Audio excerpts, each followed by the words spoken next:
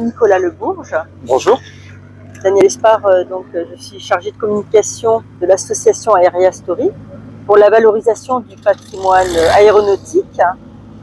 Donc là, vous êtes à l'accueil. Quelle est votre fonction sur sur le meeting? Oui. Je fais partie du staff d'accueil des équipages et je les reçois et je les convie à recevoir tout le kit nécessaire pour leur bon séjour et aussi faire les formalités administratives avec la gendarmerie des transports aériens. Pouvez-vous nous parler donc de cet appareil que l'on voit en second plan?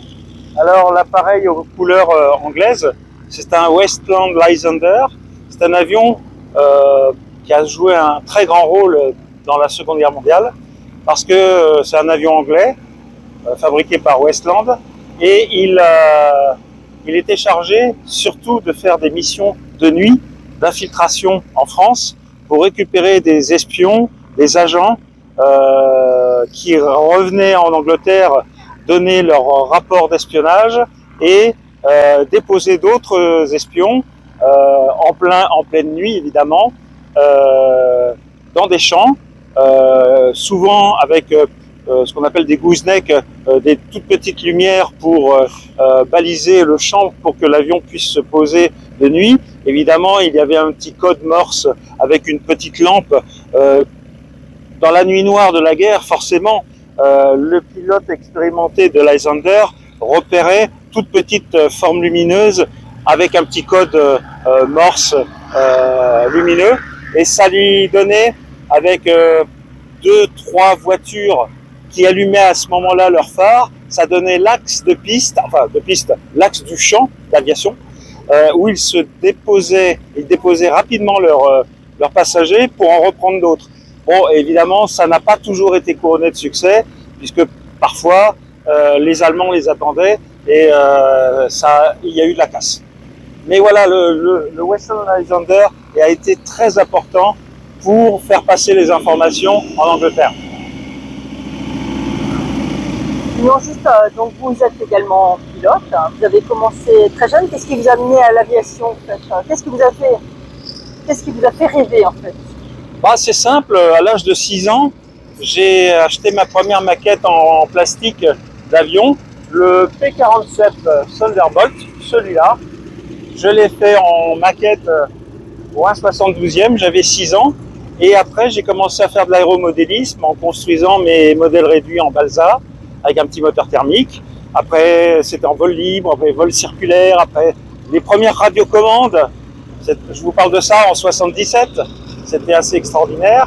Et puis, de fil en aiguille, à l'aéroclub de la Baule, en l'été, je faisais voler mes modèles réduits.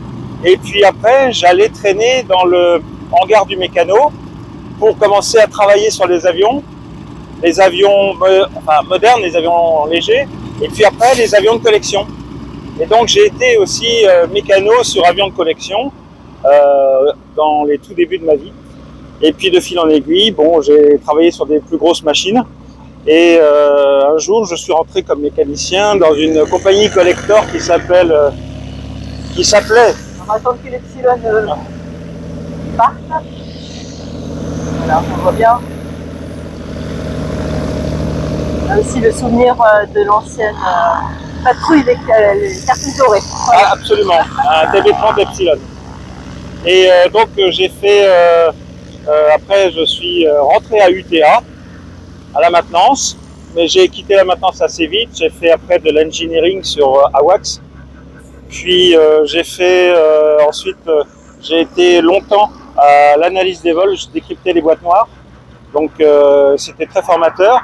Et c'est là où je j'étais déjà pilote privé et j'ai passé tous les diplômes et certifs du pilote professionnel, de l'IFR et du pilote de ligne théorique. Et une fois que j'ai passé la théorie, à un moment de ma vie, je me suis dit, tiens, pourquoi je ne ferais pas la pratique? Et donc, je me suis financé, comme beaucoup, c'était un parcours du combattant, je me suis financé moi-même mon pilote professionnel IFR.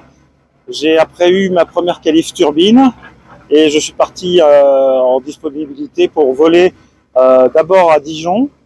Et je faisais particulièrement du France Transplant, le transport d'organes. C'était un métier fabuleux. On avait vraiment le sentiment de sauver des vies. Et puis après, je suis parti comme pilote de brousse au Brésil, dans le Mato Grosso, pour une mission humanitaire encore. Et à la fin de cette mission-là, je suis parti à Miami, faire du Boeing 737 à Miami.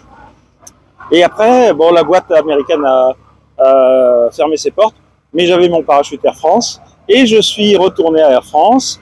Mais dans ces années-là, on ne recrutait pas des pilotes. Et donc, j'ai continué mon bonhomme de chemin. J'ai fait ingénieur perfo, j'ai fait des calculateurs perfo pour le 777, entre autres. Et puis après, je suis devenu ce que je suis aujourd'hui. Je suis instructeur 777 et je forme les stagiaires 777 qui viennent par exemple du moyen courrier sur long courrier, comme Edmond Salis que vous avez interviewé quelques minutes. Edmond et moi, on travaille au même endroit. Et effectivement, ça fait un an que Jean Salis a fait son dernier vol.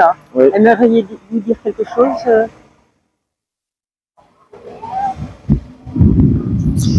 C'est émouvant.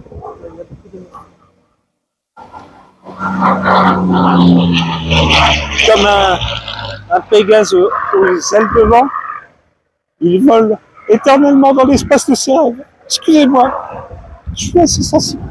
Merci en tout cas pour ce beau témoignage. Merci de nous avoir fait rêver, parce que d'une simple maquette, vous avez fait un parcours vraiment exceptionnel.